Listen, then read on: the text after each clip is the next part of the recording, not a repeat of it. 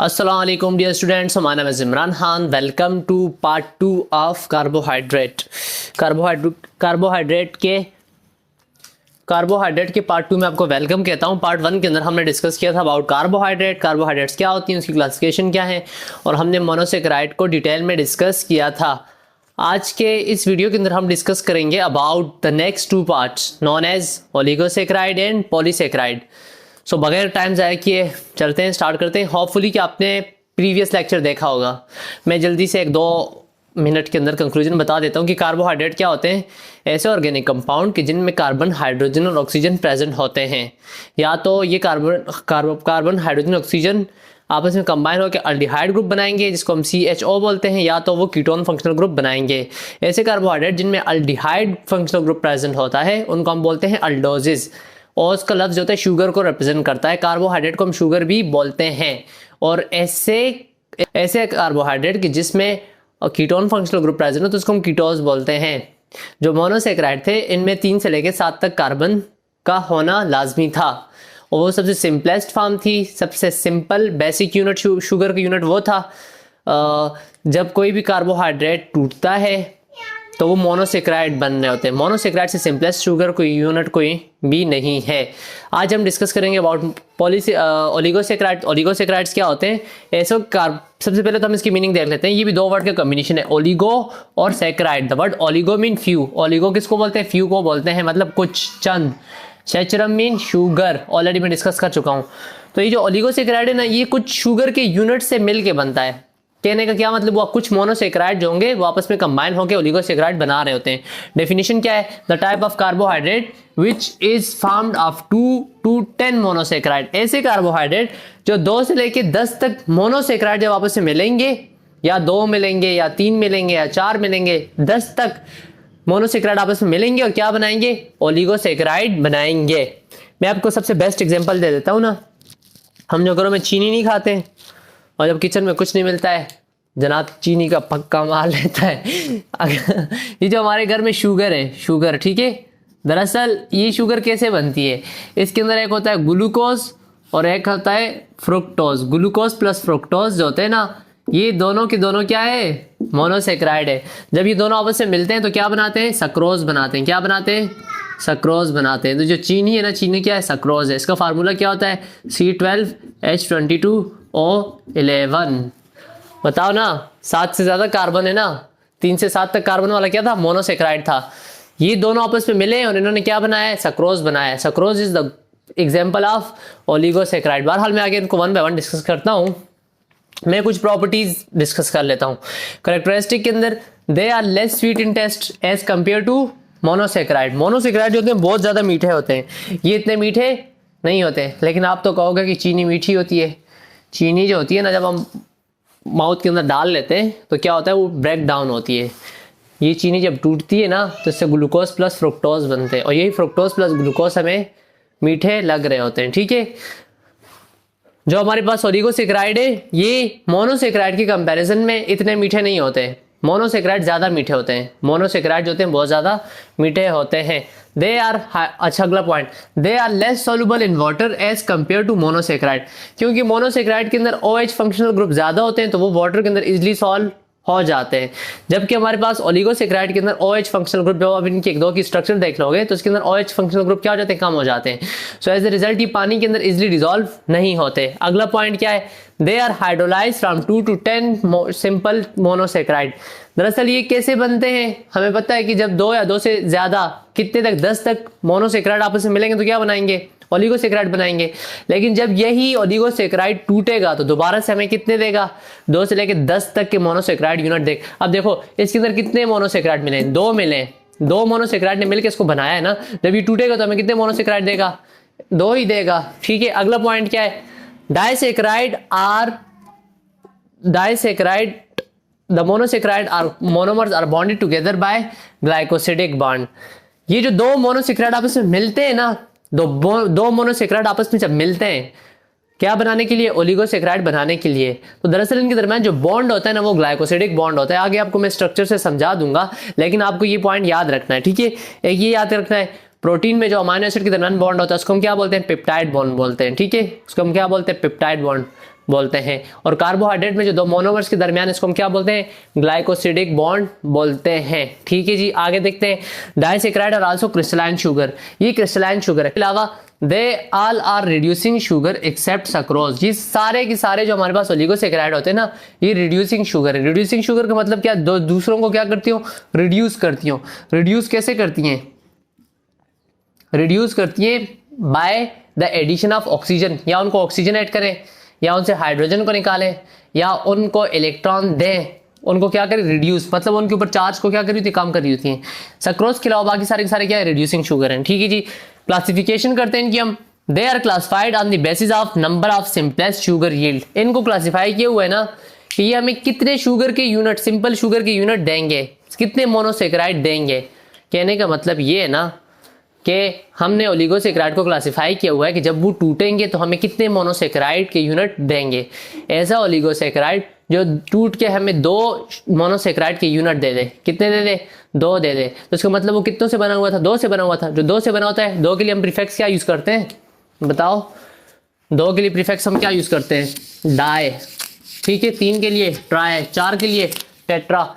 इनको अगर नोट ही कर लो तो अच्छा है। 2 के लिए क्या होता है? डाया, 3 के लिए ट्राई, 4 के लिए टेट्रा, 5 के लिए पेंटा, 6 के लिए हेक्सा, 7 के लिए हेप्टा, ऑक्टा, नैना और डीका। ठीक है, तो ऐसे oligosaccharide which is composed of 2 monosaccharide units, जो कि 2 मोनोसैकेराइड से यूनिट से बना होता है, तो उसको हम क्या बोलते हैं? डाइसैकेराइड बोलते हैं। Di mean 2 and saccharum mean sugar, जो 2 शुगर के यूनिट से मिलकर बना होता हो, जो 2 मोनोसैकेराइड यूनिट से मिलकर बना उसको हम क्या बोलते हैं?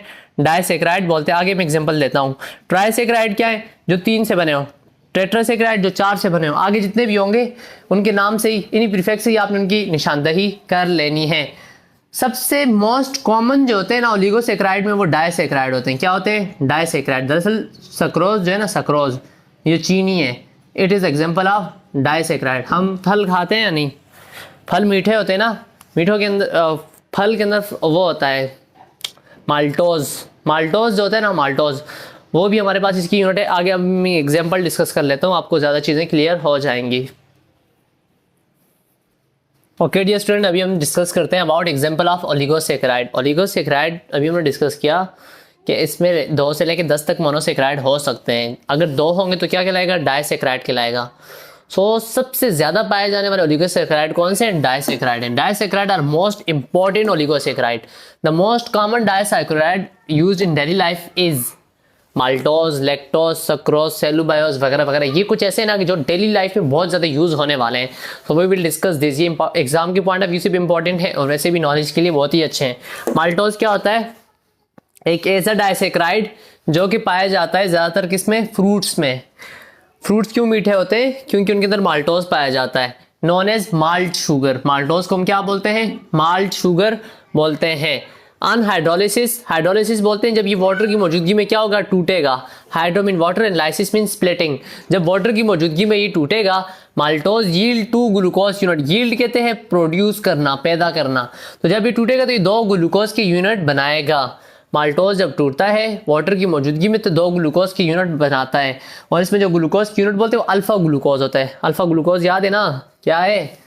जो हमने ऐसे रिंग स्ट्रक्चर बनाई थी, ये जो फंक्शनल ग्रुप के साथ वाले कार्बन के ऊपर अगर OH की पोजीशन डाउनवर्ड हो, दिस वन इज अल्फा। अगर OH की पोजीशन अपवर्ड हो, दिस वन इज बीटा। बहरहाल माल्टोज जब टूटेगा तो क्या पैदा करेगा? 2 ग्लूकोज की यूनिट पैदा करेगा। नेक्स्ट हमारे पास लैक्टोज। लैक्टोज बहुत इंपॉर्टेंट है, ये ज्यादातर मिल्क में पाया जाता है, इसलिए इसको हम मिल्क शुगर बोलते हैं। माल्टोज को माल्ट शुगर और लैक्टोज को मिल्क शुगर हम बोलते हैं।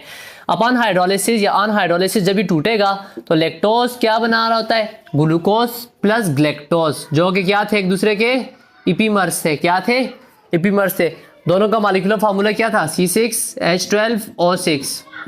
फंक्शनल इनके अंदर फंक्शनल ग्रुप भी सेम है, मॉलिक्यूलर फार्मूला भी सेम है। फर्क क्या था? सिर्फ एक कार्बन के ऊपर OH की पोजीशन टुवर्ड राइट थी, दूसरे के ऊपर OH की पोजीशन टुवर्ड लेफ्ट थी, जो कि मैं पीछे डिस्कस कर चुका हूं। अच्छा, ये प्रोसेस जो होता है ना एंजाइम की मौजूदगी में होता है। एंजाइम क्या होता है? एंजाइम ऐसे ऑर्गेनिक कैटलिस्ट हैं, ऐसे प्रोटीन है जो कि किसी भी रिएक्शन की स्पीड को तेज कर रहे होते हैं।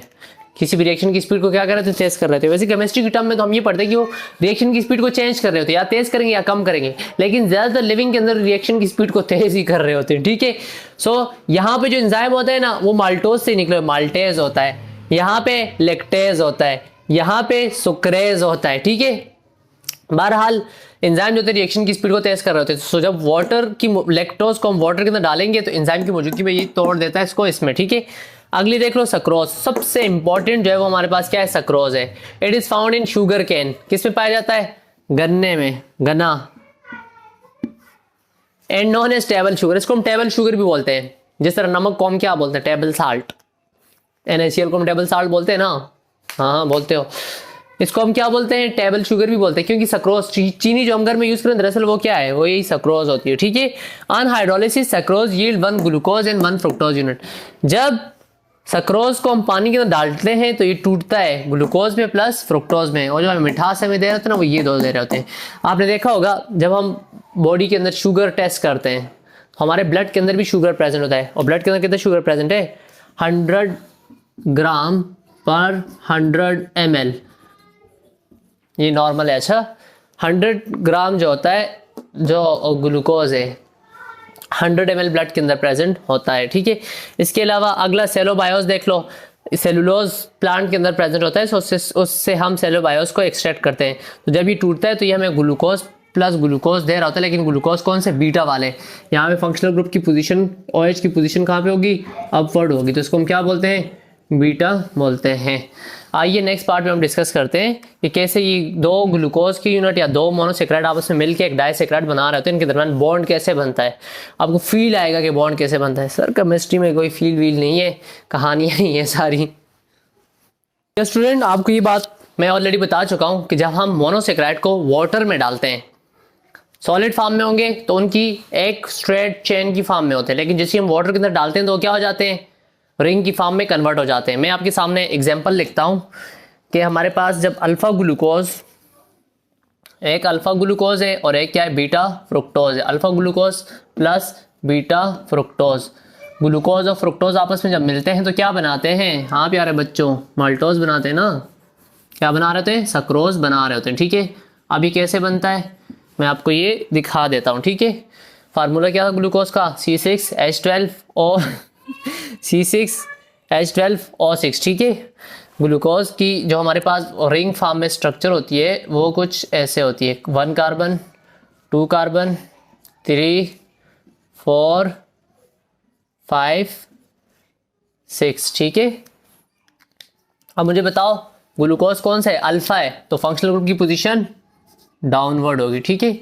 अगले के ऊपर अपवर्ड, अगले के फिर ऊपर डाउनवर्ड, इसके ऊपर फिर क्या होगी, अपवर्ड, और इसके साथ CH2OH हाइड्रोजन की जो तादाद है वो पूरी कर लें। एक हाइड्रोजन यहाँ पे, एक यहाँ पे, एक यहाँ पे, एक यहाँ पे और एक यहाँ पे। काउंट कर लो कार्बन कितने हैं, कार्बन नंबर 1 2 3 4 5 एंड 6, ठीक है। कार्बन कितने, 6 हैं। हाइड्रोजन काउंट कर लो, 1 2 3 4 5 6 7 8 9 10 11 12, H12।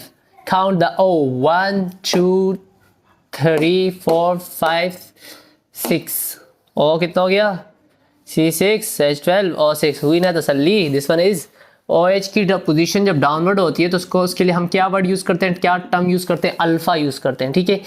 अब आओ फ्रुक्टोज की तरफ, ठीक है। क्या आ गया, फ्रुक्टोज, ठीक है। फ्रुक्टोज के अंदर आपको पता है फंक्शनल ग्रुप कौन सा है, कीटोन फंक्शनल ग्रुप है। कौन सा है, कीटोन। तो जब कीटोन फंक्शनल ग्रुप हमारे पास रिंग फॉर्म बनाता है ना तो उसकी स्ट्रक्चर कुछ यूं होती है।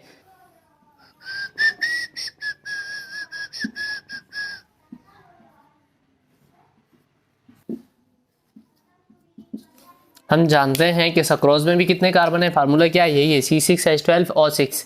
4 कार्बन ये हो गए,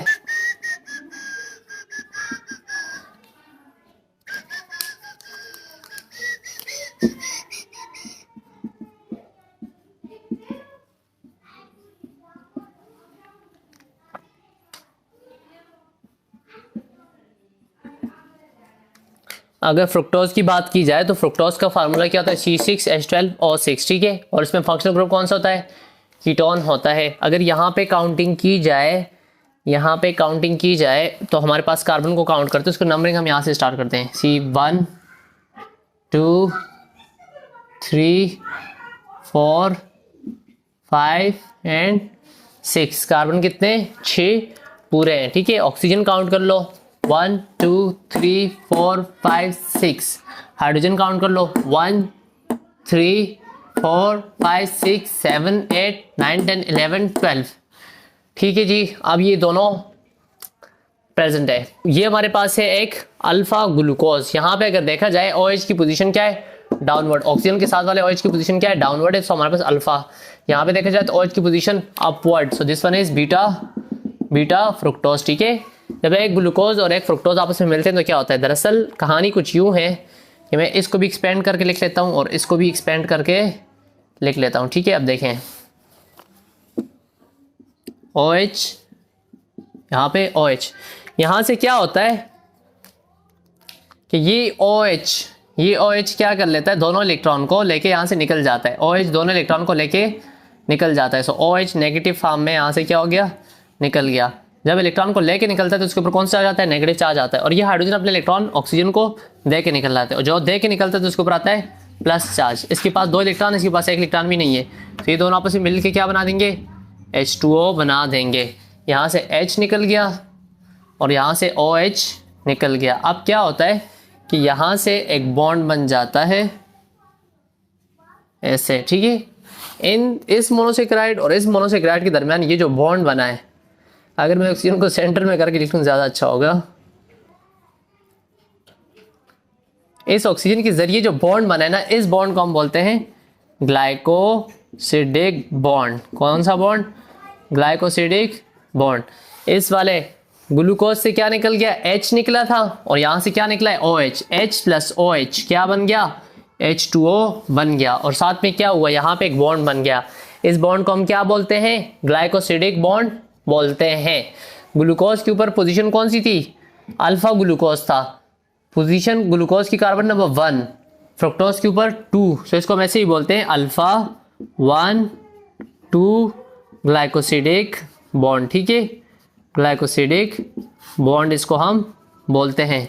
साथ में क्या बना, with the liberation of H2O, साथ में H2O बना। आपने पहले दोनों को अलग अलग करके लिखना है, फिर कंबाइन करके ये वाली स्ट्रक्चर आपने लिख देनी है, ठीक है। सो जो हमारे पास सक्रोज बनता है, ये अब जो हमारे पास बना है ना, this one is sucrose, this one is sucrose, ठीक है। सक्रोज जो होता है कैसे बनता है, अल्फा 1 2 ग्लाइकोसिडिक बॉन्ड से बनता है।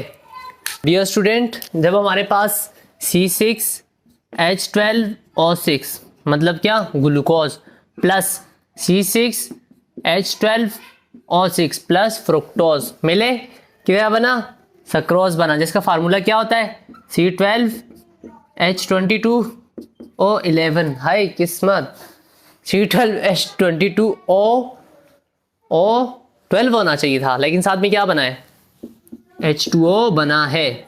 बैलेंस द इक्वेशन को बैलेंस करो। कार्बन कितने थे, 6 6 12, कार्बन कितने 12, हाइड्रोजन काउंट करो, 12 12 24, हाइड्रोजन कितने 24 हैं। ऑक्सीजन काउंट करो, 6 6 12, ऑक्सीजन कितने 12, कार्बन कितने 12, कार्बन कितने हैं 12। बैलेंस, हाइड्रोजन कितने उस तरफ हैं 24, यहाँ पे कितने 22 + 2 24, बैलेंस। ऑक्सीजन काउंट करो, ऑक्सीजन कितने 12, इस तरफ काउंट करो, 11 + 1 12। अभी हम डिस्कस करते हैं पॉलीसेकेराइड के हवाले से और लेक्चर को वाइंड अप करते हैं। ओके डियर स्टूडेंट, तो अभी हम डिस्कस करते हैं पॉलीसेकेराइड को। First of all we will start from meaning. Poly का मतलब होता है many, saccharum mean sugar. Definition क्या है, इससे प्रीवियस हम ओलिगोसेकेराइड के हवाले से डिस्कस कर चुके हैं। अगर 2 से लेकर 10 तक मोनोसेकेराइड के यूनिट होंगे, मोनोसेकेराइड पता है ना 3 से 7 तक कार्बन होते हैं, बेसिक यूनिट्स होते हैं। अगर 2 से 10 तक हुए तो ओलिगोसेकेराइड, अगर 10 से ज़्यादा हुए सो पॉलीसेकेराइड, ठीक है। It is the type of carbohydrate which is form of more than 10 monosaccharide ये कितने मतलब 10 से ज्यादा मोनोसेक्राइड जब आपस में मिलेंगे तो क्या बनाएंगे, पॉलीसेक्राइड बनाएंगे। Are hydrolyse into more than 10 monosaccharide, जिस तरह ग्लूकोज हो गया, या जब ये टूटेगा तो 10 से ज्यादा हमें मोनोसेक्राइड की यूनिट्स देगा। ठीक है, इसकी कैरेक्टरिस्टिक्स क्या है, दे आर स्वीटलेस। इंटरेस्टिंग बात, ये बिल्कुल क्या होते हैं, स्वीटलेस होते हैं, बिल्कुल स्वीटलेस, मीठे बिल्कुल नहीं है। They are insoluble in water, क्योंकि इनके अंदर OH बहुत ही कम होते हैं। They may be branch chain or unbranch chain, या तो ये ब्रांच चेन में होंगे या तो अनब्रांच चेन में होंगे। एक ग्लूकोज है, दूसरा ग्लूकोज है, तीसरा, चौथा, ऐसे समझो। या तो होंगे बिल्कुल ऐसे स्ट्रेट चेन, या साथ में क्या लगी हुई है, इससे आगे से ही कोई ब्रांच दूसरी लगी हुई है। आगे मैं आपको जब इनकी प्रॉपर्टीज पढ़ाऊंगा तो उसके अंदर काइटिन, स्टार्च वगैरह उनको देख लेना। स्टार्च में और ग्लाइकोजन में जो मेन डिफरेंस होता है वो बहरहाल आगे डिस्कस करते हैं। They can yield many monomers on hydrolysis, जब ये टूट जाते हैं वाटर की मौजूदगी में तो इनसे बहुत सारे मोनोसेक्राइड बनते हैं, बहुत सारे मोनोमर्स बनते हैं, 10 से ज्यादा बनते हैं। ठीक है, they are important because they act as a storage molecule, ये बहुत इंपॉर्टेंट है क्योंकि ये एक्ट करते हैं as a storage molecule for small unit glucose because of folded chain. देखें, जैसे हम खाना खाते हैं, हमने खाना खाया, लेट्स सपोज हमने कोई वेजिटेबल्स खाई, तो वेजिटेबल के अंदर कार्बोहाइड्रेट बहुत ज़्यादा होते हैं। अब ये हमारी बॉडी में जाएंगे, सबसे पहले माउथ से गए स्टोमिक में, स्टोमिक से स्मॉल इंटेस्टाइन में, स्मॉल इंटेस्टाइन में डाइजेशन का प्रोसेस होता है, टूटते हैं, ये टूट के फिर स्मॉल इंटेस्टाइन से ये ब्लड के अंदर एब्जॉर्ब होने लगते हैं, तो हमारे पास लिवर के पास जाते हैं। पहले ये टूट के ग्लूकोज बनते हैं, पहले टूट के क्या बनते हैं, बिल्कुल ग्लूकोज। ग्लूकोज सबसे क्या है, सिंपल यूनिट है, मोनोसेक्राइड है।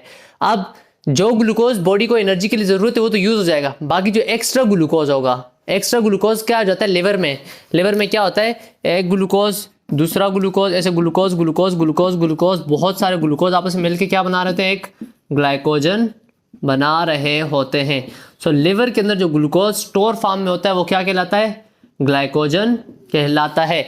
अब जब हमारे बॉडी को एनर्जी की जरूरत होगी तो ये ग्लाइकोजन दोबारा से इस ग्लूकोज में टूट रहा होता है, जिससे हमें एनर्जी मिल रही होती है। मैंने यहाँ पे एग्जांपल के तौर पे लिखा हुआ है, in plant they are stored as starch.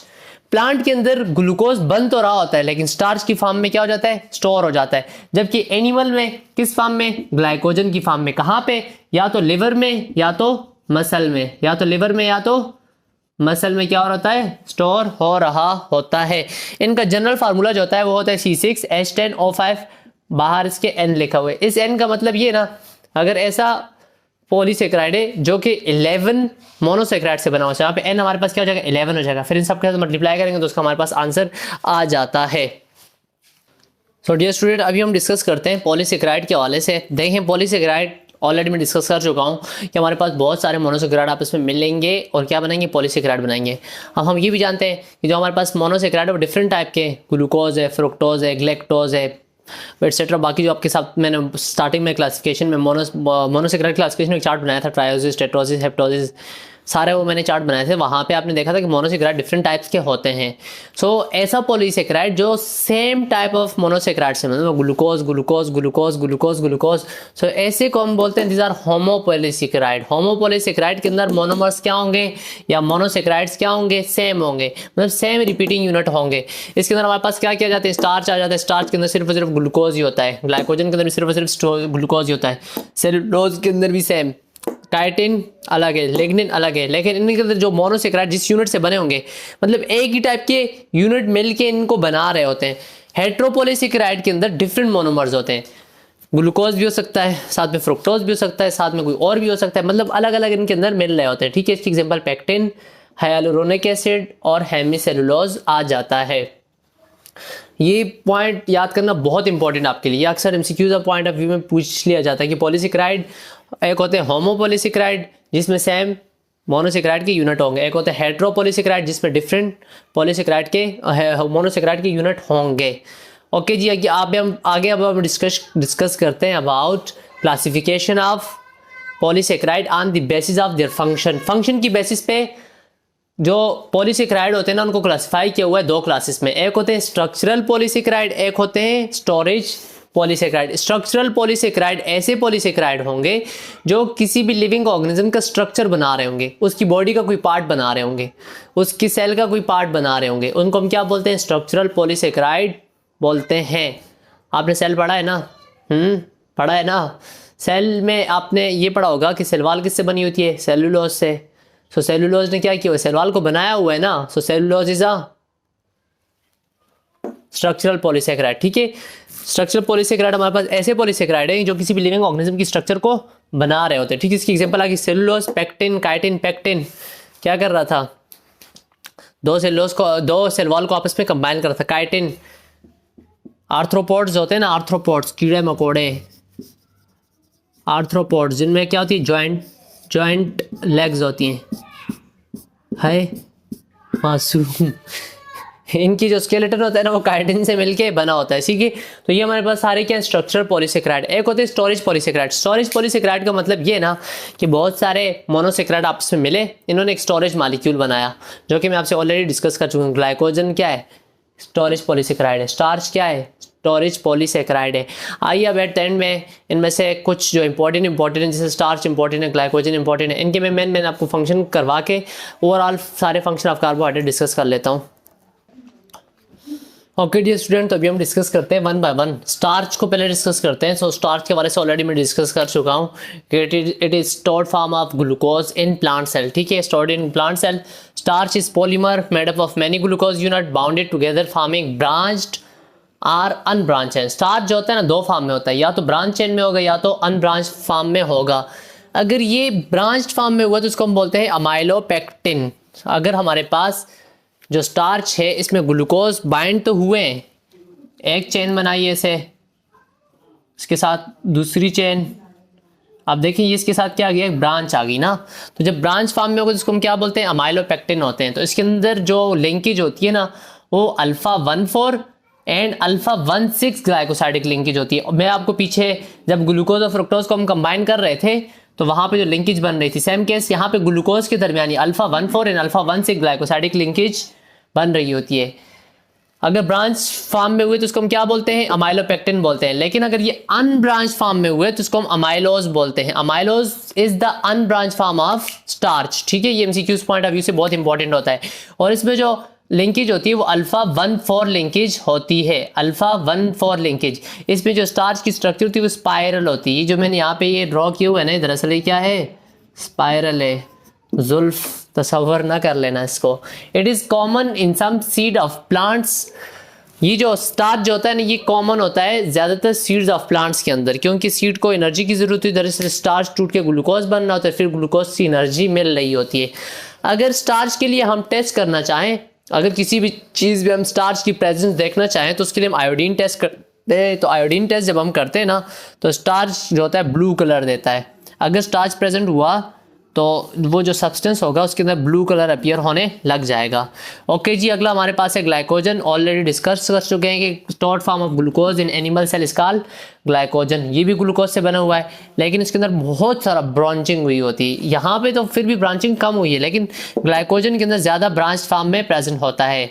और जो हमारे पास ये जो होता है मोर ब्रांच देन अमाइलोपेक्टिन, और इसके अंदर भी जो लिंकेज होती है वो भी अल्फा 1,4 एंड अल्फा 1,6 लिंकेज ही होती है।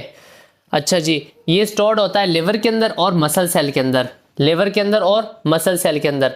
और इसके लिए जब हम आयोडीन टेस्ट करते हैं ना, आयोडीन टेस्ट मिसाल के तौर पे अगर आपसे कोई कह दे, कोई चीज़ आपके सामने ला के रख दे और आपसे कहते हैं कि इसके अंदर फाइंड करो ग्लाइकोजन है या नहीं, तो उसके लिए आप आयोडीन टेस्ट करोगे। आप उसके अंदर आयोडीन के 2-3 कतरे डालोगे।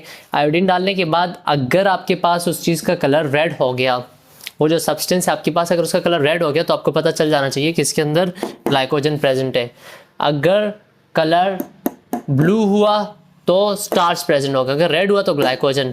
अगला हमारे पास है सेलुलोज। सेलुलोज हमारे पास एक पॉलीमर है, लेकिन ये क्या होता है, unbranch chain of glucose unit होता है।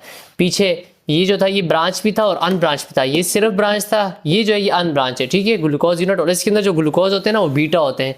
देखिए यहाँ पे भी अल्फा ग्लूकोज थे स्टार्च में, ग्लाइकोजन के अंदर भी अल्फा ग्लूकोज थे, लेकिन जो सेलुलोज होता है ना, सेलुलोज के अंदर बीटा ग्लूकोज प्रेजेंट होते हैं। Building material of green plant cell wall, हम ये ऑलरेडी पढ़ चुके हैं कि प्लांट की सेल वॉल किससे बनी हुई है, सेलुलोज से बनी होती है। और ये सबसे ज़्यादा नेचर में सबसे ज़्यादा पाया जाने वाला कार्बोहाइड्रेट दरअसल सेलुलोज। ये cellulose is most abundant carbohydrate present in nature. अच्छा प्यारे, ये बताओ कि नेचर में सबसे ज़्यादा पाए जाने वाली प्रोटीन कौन सी होती है?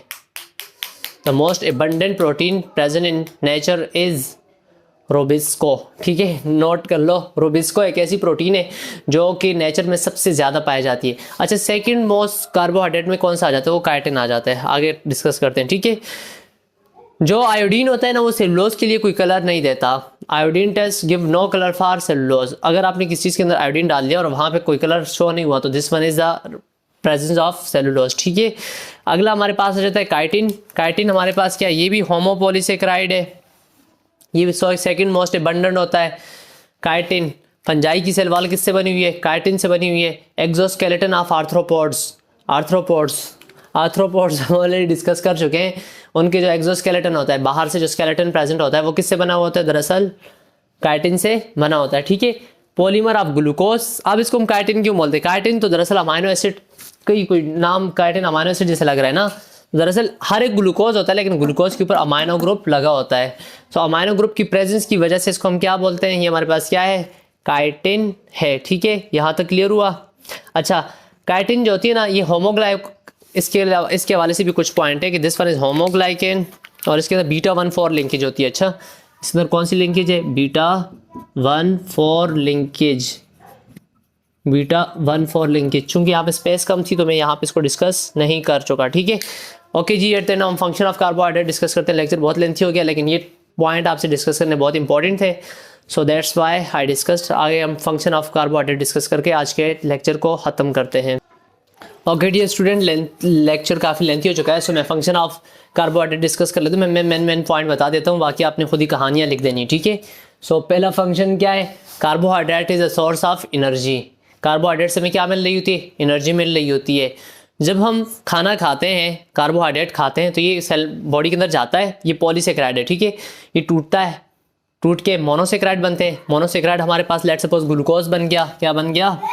ग्लूकोज। ग्लूकोज का फार्मूला क्या था? C6H12O6। अब जब कार्बन कार्बन हाइड्रोजन, ये जो बॉन्ड थे इनके दरमियान, जब ये बॉन्ड टूटते हैं ना, देखो बॉन्ड के बनने में ना, बॉन्ड जब बन रहे होते हैं तब एनर्जी यूज़ होती है। बॉन्ड की फॉर्मेशन क्या है? एंडोथर्मिक है, उसके अंदर एनर्जी यूज़ हो रही है। लेकिन जब ये कार्बन और हाइड्रोजन के दौरान बॉन्ड टूटता है ना, रिस्पायरेशन के दौरान, तो तब हमें एनर्जी मिल रही होती है। और आप गुड्डुओं को, आप प्यारों को ये पता होगा कि जब हमारे पास एक ग्लूकोज का मालिक्यूल, 1 ग्लूकोज मालिक्यूल जब टूटता है, वैसे ग्लूकोज का मालिक्यूल जब टूटता है तो क्या बनता है? C6H12O6 प्लस किसकी मौजूदगी में टूटता है? ऑक्सीजन की मौजूदगी में। तो क्या बनता है? CO2 plus H2O plus ATP। क्या बन रहा होता है साथ में? 36 ATP बन रहा होता है। ये जब in the presence of oxygen होता है, एरोबिक रेस्पिरेशन में 36 से 38 ATP बनने होते हैं, और एनारोबिक के अंदर 4 बन रहे होते हैं। दरअसल ये जो 36 ATP मिलती है, इन बॉन्ड, इसके दरमियान जो बॉन्ड है, इनके टूटने के नतीजे में हमें मिल रही होती है। सो पहली बात क्या होगी कि carbohydrate are the source of energy. 1 gram carbohydrate हमें कितनी एनर्जी देते हैं? 4 किलो कैलोरी एनर्जी दे रहे होते हैं। 1 ग्राम प्रोटीन कितनी एनर्जी देते हैं?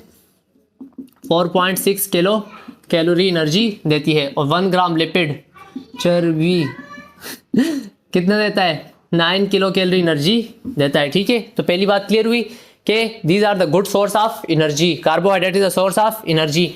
नेक्स्ट पॉइंट क्या है कि ये हमारे पास स्टोरेज मालिक्यूल है। स्टोरेज मालिक्यूल ऑलरेडी मैं डिस्कस भी कर भी चुका हूँ कि प्लांट के अंदर ग्लूकोज स्टोर्ड होता है in the form of starch, in the form of starch. जबकि एनिमल के अंदर, अब देखो खाना खाया, पॉलीसेकेराइड टूटे, मोनोसेकेराइड बने, जो ज़रूरत के थे वो तो यूज़ हो गए। ब्लड के अंदर 100 मिलीग्राम ग्लूकोज पर 100 मिलीलीटर, 100 मिलीग्राम ग्लूकोज जो होता है पर 100 मिलीलीटर ब्लड के अंदर नॉर्मल है। इतना ग्लूकोज होगा तो आपकी बॉडी प्रॉपर काम करेगी। ग्लूकोज चाहिए ब्लड में, लेकिन जो एक्स्ट्रा ग्लूकोज होता है ना, वो जाके लिवर में किसकी फॉर्म में स्टोर हो जाता है? ग्लाइकोजन की फॉर्म में स्टोर हो जाता है, या लिवर में या मसल में। सो दूसरी बात क्या हुई कि it act as a storage molecule, it act as a storage molecule. तीसरी बात क्या है? ये हमारे पास क्या है? स्ट्रक्चरल बिल्डिंग मटेरियल है। सेलुलोज हमारे पास क्या है? एक कार्बोहाइड्रेट है। ये क्या कर रहा होता है? सेल वॉल को बना रहा होता है। किसकी? प्लांट्स की। Plant cell wall are made up of cellulose. ठीक है, इसके अलावा काइटिन, काइटिन हमारे पास क्या है? पॉलीसेकेराइड है जिसके ऊपर अमाइनो ग्रुप प्रेजेंट होता है। ये भी सेल वॉल बना रहा है। किसकी? फंजाई की। किसकी? फंजाई की। और जो कीड़े मकोड़े हैं, आर्थ्रोपोड्स, उनका जो एक्सोस्केलेटन है ना, वो भी कौन बना रही होती है? दरअसल काइटिन बना रही होती है। और भी बहुत सारे फंक्शन है, लेकिन आप अगर इन तीनों को भी एक्सप्लेन करके कहानियाँ लिखा करो प्यारे पेपर में मार्क्स लेने का आसान तरीका जो होता है कहानियाँ लिखना, इन्हीं को कहानियों की सूरत में लिख लो तो आपके पास, तो ये तीन जो है मेन फंक्शन है। इसके अलावा for knowledge, most abundant monosaccharide, most abundant सबसे ज़्यादा पाया जाने वाला मोनोसेक्राइड कौन सा है, आपके लिए क्वेश्चन है। सर मुझसे मेहनत कुछ नहीं होती है, मुझे फजूल काम होगा कहें, मूवी देखने का कहेंगे। सर मोनोसेक्राइड सबसे ज़्यादा कौन सा है, तो ग्लूकोज है, ठीक है। सबसे ज़्यादा पाया जाने वाला मोनोसेक्राइड कौन सा है, ग्लूकोज है। एमसीक्यूज़ के लिए इंपॉर्टेंट है, याद रख लेना, ठीक है। जो डायसेक्राइड कौन सा सबसे ज़्यादा होता है, तो डायसेक्राइड के अंदर जो सबसे ज़्यादा है ना वो है सक्रोज, वो कौन सा है, सक्रोज है, ठीक है। और पॉलीसेक्राइड कौन सा है सबसे ज़्यादा, पॉलीसेक्राइड सबसे ज़्यादा कौन सा है, अभी मैं डिस्कस कर चुका हूँ, ठीक है, कौन सा है, सेलुलोज है। तो यहाँ तक आके कार्बोहाइड्रेट की कहानी ख़त्म तो नहीं हुई है, और भी बहुत सारे पॉइंट्स हैं जो कि रह गए हैं डिस्कस करने से, लेकिन एफएससी के लिए इतना ही काफ़ी है। उम्मीद करता हूँ कि आपको लेक्चर समझ में आया होगा। अगर किसी को कोई पॉइंट समझ में नहीं आया है सो एक अव्वल तो मैं यही कहूँगा कि वीडियो को रिपीट करके देख लो, क्योंकि मैंने इतना डिटेल से डिस्कस नहीं किया, मैंने मेन पॉइंट सिर्फ टच किए हुए हैं। अगर फिर भी कोई पॉइंट समझ में नहीं आया तो कमेंट करके बता सकते हैं, ठीक है। अगले लेक्चर के लिए मुझे इजाज़त दें, अब तक के लिए अल्लाह हाफिज़, टेक केयर।